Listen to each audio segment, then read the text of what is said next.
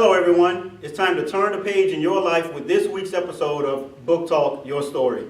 Today I have with me Mr. Joshua Miller. Mr. Joshua Miller, how you doing, sir? I'm good, and you? I am well. It's a pleasure to have you on the show with us today. Thank you for having me.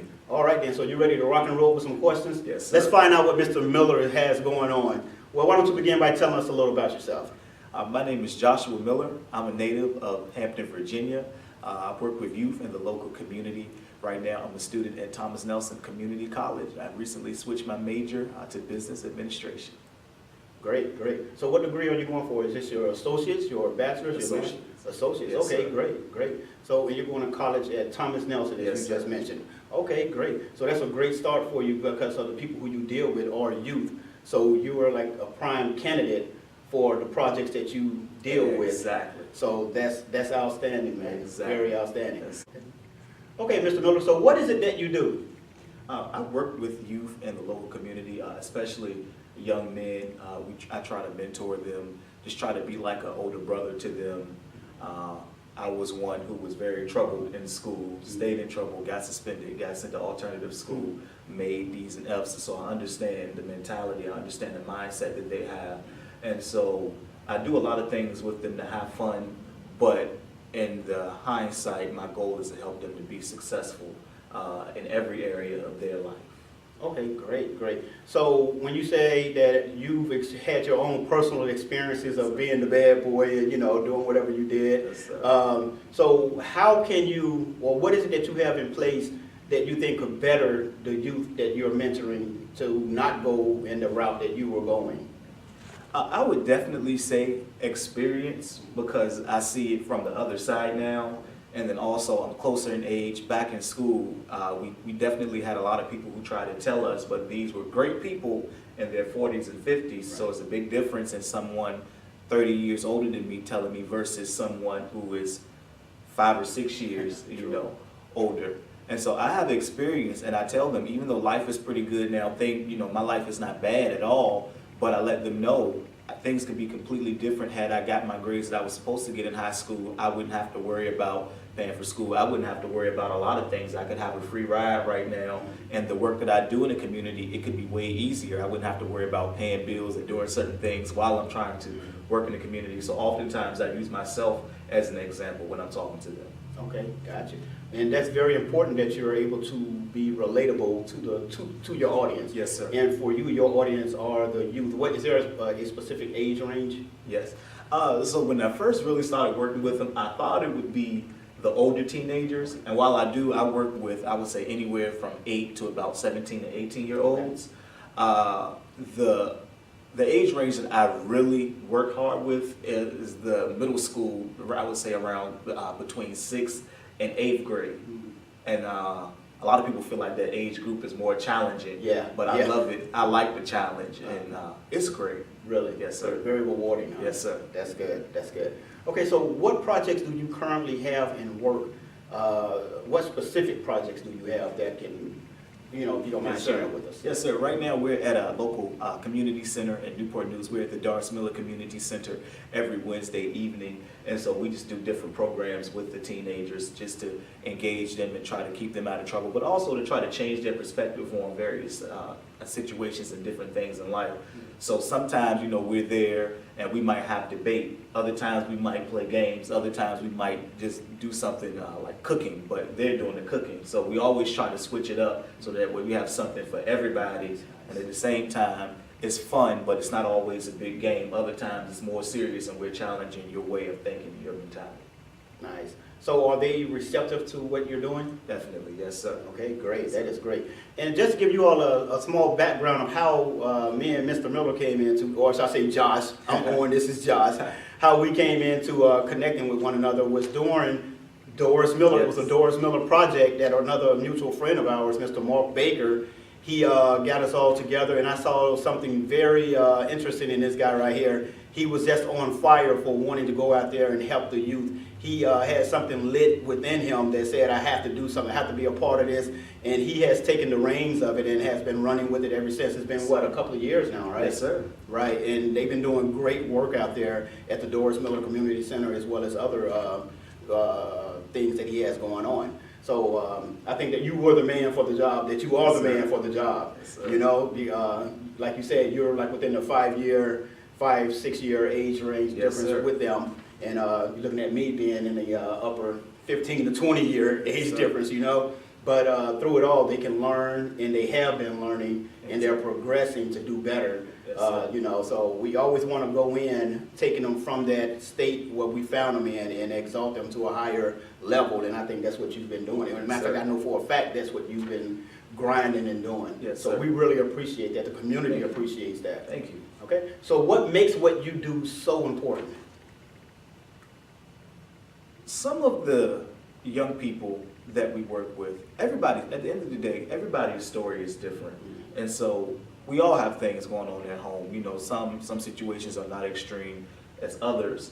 But my thing is, if a child gets in trouble at home, or let's say the child is in a household with a lot of cussing and violence and things like that, and the child goes to school and repeats the same thing at school, the only thing the school does is suspend the child.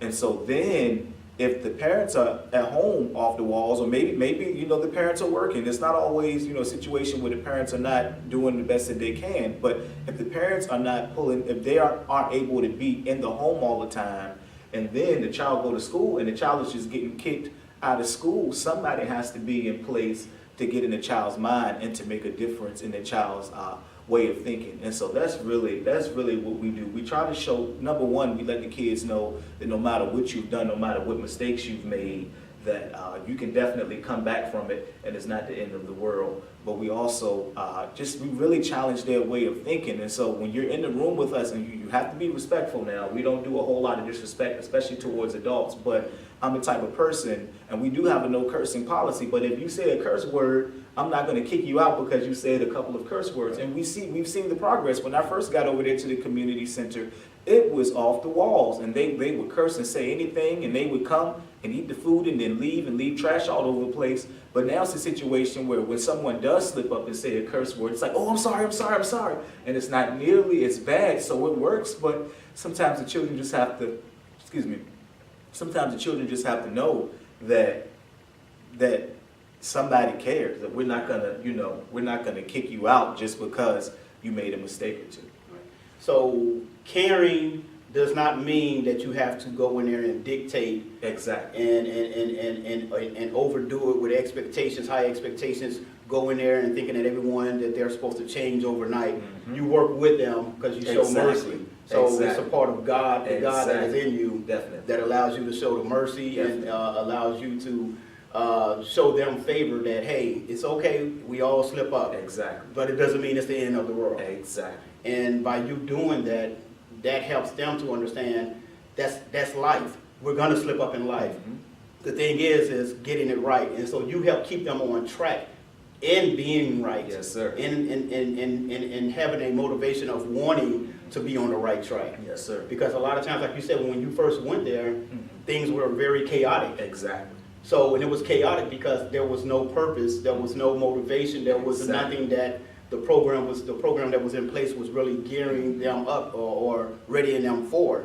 They, like you said, they would come in, eat, and leave. Exactly. But now there's more meaning. Exactly. There's true care, Exactly. and there's someone who's willing to walk and hold them accountable. Exactly. And you hold them accountable by not putting a thumb down on them, saying what they, Exactly. being that parent that said, you can't do this, you can't do that. You tell them what they can do. Exactly. You allow them to know what they can do. Yes, Go sir. ahead. Go ahead. And even with the program that was there before, it's an excellent program. But I will say that at the time, I kind of feel like because there was still an age gap. Right. I kind of feel like there's kind of sometimes a disconnect. Right. And so There I you think go.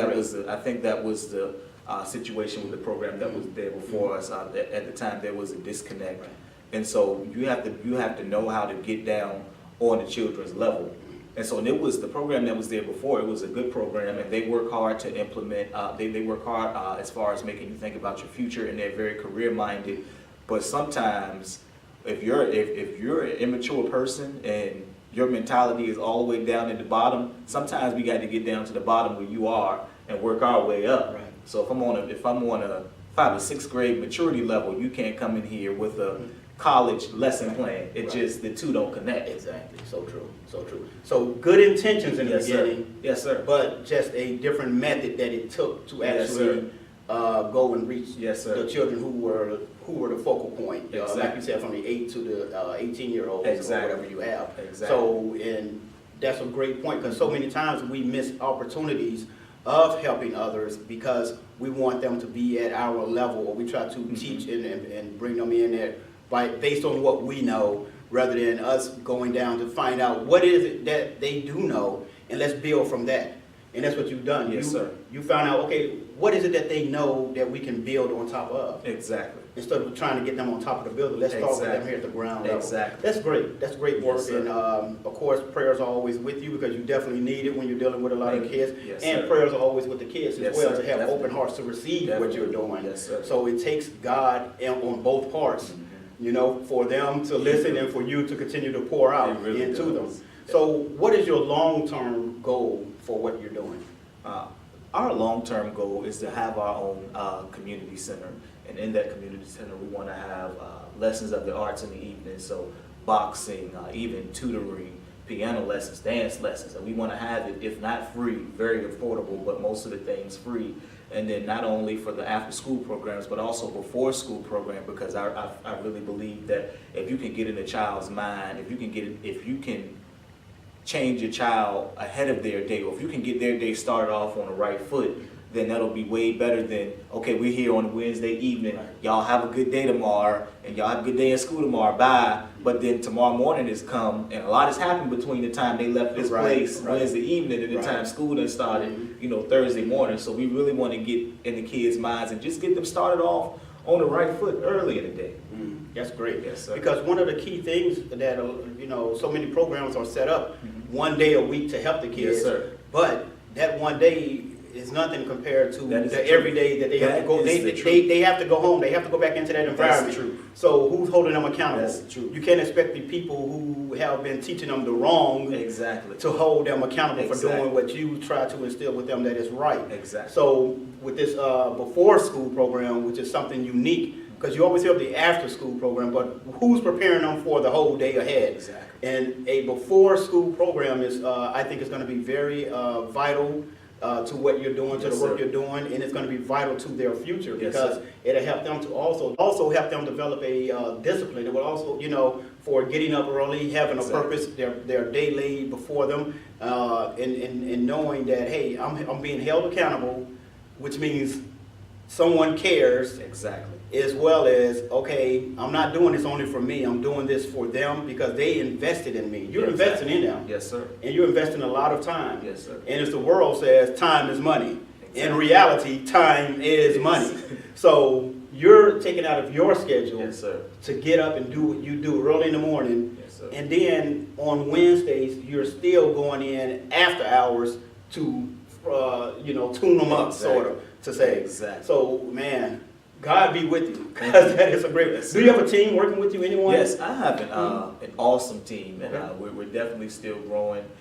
And I try to make sure with the people who I work with that their heart is in the right place. A lot of people come in because they need volunteer hours, which is cool. If you need volunteer hours, you can come and do a session or two or something like that. But when you're working with young people, your heart really has to be in it. And so the people I work with, they have the heart for it. If I were to lead today, you know, the goal is, and I know their heart is in the place where, you know, we don't want Josh to go, but if Josh go, we still gonna press forward with this, and we still are gonna go. So the commitment is there on your Yes, sir. part as well as your team's Yes, part. sir. So they have to show or have the understanding with you Yes, sir. that this is something that you have to be committed to. It has to be Exactly. something that's in your heart, and it has to be something that you're loyal to and that you're called to do. Exactly. I think that's very, very important, that you have to be called to do things like this in order for it to work and progress. You do, definitely. So, rounding out the show, I have one final question for you. Yes, sir.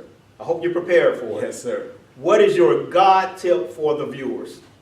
I would definitely just say that you have to stay true to God, make sure you're hearing the voice of God, And the one thing about it is you have to understand that when you're doing things for God and when you're in the will of God, the enemy is going to try to come and attack in every area. And he's going to try to hit those areas in your life that's closest to you. He's going to try to use those people who are closest to you.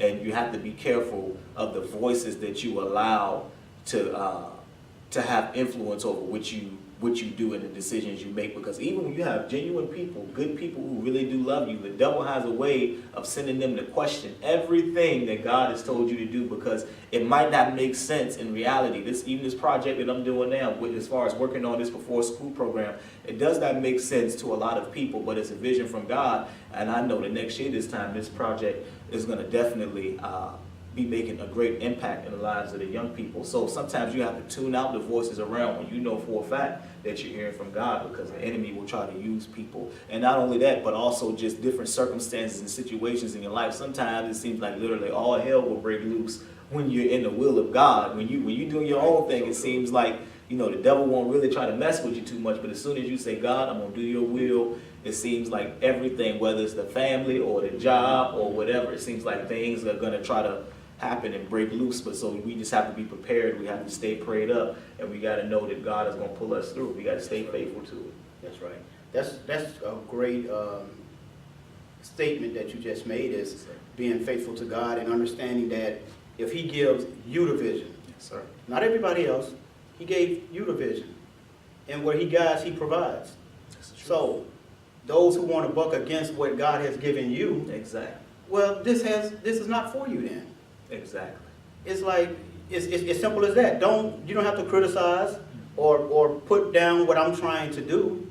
Just move along and just stay out of the way before you get yourself in some trouble here. There you go. And let me do what God called me to do. Okay? So that's the thing, and that's a great God tip. Because so many people they look for, okay, if God tells them something, they look for confirmation through so many people. Exactly. See who all's going to get on board. It's not about who's all on board.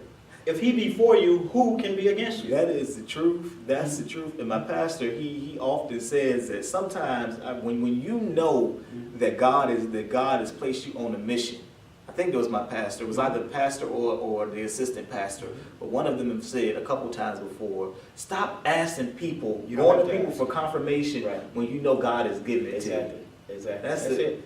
That's it. Because you know that this is what God has given you. And the thing about when God gives you something, you have peace in your heart about it. Exactly. It's like you may question, because a lot of people in the Bible have questioned, well, how am I going to do this? You know, but God is like, he'll give you that peace of it will have its course. It will happen. It will happen. You know, so we don't have to know how it's going to happen. We just know that he said you begin the process. Exactly. And then let me do the rest. Exactly. So obedience is better than sacrifice. That's the truth. So it's up to you to carry what that vision is that he's given you. Yes, sir. It's not up to them. It's up to you Exactly. to make sure that it comes into fruition Exactly. by, of course, with him working through you. Yes, sir. So with that being said, thank you all for joining us this week. Thank you, Mr. Miller, for coming out here. Great. And thanks for being on time. This man right here, he was on time, you know, which is a great thing. I love people who are on time. You know, so really appreciate you coming out here. Thanks for your wise words. Thank you for sharing in this interview. And look forward to maybe down in the future we'll do another interview to find out what the progress is of what it is that you're working on. Yes, sir. How everything is going. Of course, we know it's going to be a great report. Yes, sir. So thanks again. Thank you for having me. All right, you're welcome. Thank you. Take care. You too.